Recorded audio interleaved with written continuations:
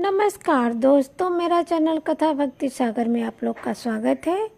आज हम गोवर्धन पूजा की बहुत ही सुंदर कथा सुनेंगे। एक बार देवराज इंद्र को बहुत अहंकार हो गया था, तो कृष्ण भगवान ने सोचा कि इनके अहंकार को तोड़ना पड़ेगा। कृष्ण भगवान ने देखा कि एक दिन ब्रिज में तरह तरह के पकवान बन रहे हैं, सभी लोग अपने पूजा पाठ करने में लगे हैं। तब भगवान कृष्ण ने पूछा अपनी मैया यशोदा से कि मैया, ये किस चीज़ का मतलब प्रसाद बन रहा है, किस भगवान की पूजा करनी है। तब मैया ने कहा कि हम तो देवराज इंद्र भगवान की पूजा करते हैं। तो श्री कृष्ण जी बोले कि इंद्र भगवान की पूजा करने से क्या होता है मैया, वो तो कभी दिखाई भी नहीं देते हैं। वैसे भगवान की पूजा करने चाहिए जो साक्षात दिखाई दे, वो कभी तो आते भी नहीं है। पूजा करनी है तो ये गोवर्धन पर्वत की पूजा कीजिए। ये पर्वत जो है, इसके ऊपर जाकर गैया चरती है, हम लोग की रक्षा करते हैं। तब उसकी मैया ने कहा, यशोदा मैया ने कहा कि इंद्र भगवान हमें वर्षा देते हैं, जिससे हमें अन्न होता है, तो हम लोग खुशहाल रहते हैं, खाते पीते हैं। लेकिन श्री कृष्ण भगवान जी इस बात को मानने के तैयार नहीं थे। उसके कुछ देर बाद नंद बाबा आए, तो नंद बाबा से कृष्ण जी बोले कि बाबा, हम लोग मतलब गोवर्धन पर्वत की क्यों नहीं पूजा करते, इंद्र भगवान की क्यों पूजा करते हैं। इंद्र भगवान तो कभी दिखाई भी नहीं देते, वह हम कुछ देते भी नहीं हैं। तो नंद बाबा बोले कि इंद्र भगवान तो वर्षा कराते हैं, जिससे अन्न जल सब होता है, खाते पीते हैं हम लोग। गोवर्धन पर्वत से क्या होगा। तब कृष्ण भगवान बोले कि पूरे साल तो गैया हमारी गोवर्धन पर्वत पर ही चरने जाती है, सब उधर ही जाते हैं, रहते हैं, और इंद्र भगवान तो कभी दिखाई भी नहीं देते हैं, वो क्या हमारी रक्षा करेंगे।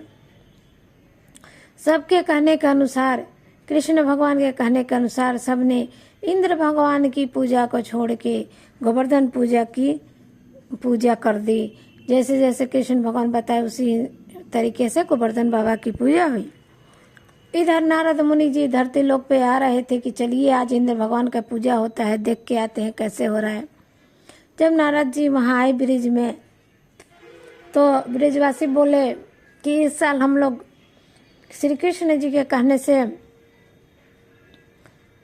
इंद्र भगवान की पूजा को छोड़कर गोवर्धन बाबा का पूजा हमने किया है। तब नारद जी चल गए आग लगाने इंद्र भगवान के पास। जब इंद्र भगवान ने ये खबर सुना तो ऊपर से ही पूरा तेज अंधड़ तूफान एकदम क्रोधित हो गया और बारिश शुरू कर दिए, पूरा आंधी तूफान चलने लगा। तब सारे नगरवासी घबरा कर श्री कृष्ण के पास गए। कृष्ण जी ने कहा कि आप लोग गैया बच्चिया को लेकर, सबको लेकर गोवर्धन पर्वत के पास चलिए, मैं आता हूँ। तब वहाँ आने के बाद श्री कृष्ण भगवान ने अपने हाथ की कानी उंगली पर ही गोवर्धन पर्वत को उठा के खड़ा हो गए और उसके अंदर सारी गैया बच्चियाँ समा गई, सारे जितने नगरवासी थे सब समा गए। इधर इंद्र को और क्रोधित आया, खूब और बारिश तेज कर दिया और अंधड़ तूफान कर दिया। तब श्री कृष्ण भगवान ने चक्र को अपना आदेश दिया कि ऊपर जाकर गोवर्धन पर्वत के ऊपर जाकर वर्षा को नियंत्रण करे, और शेषनाग को आदेश दिया कि पानी को इधर ना आने दे।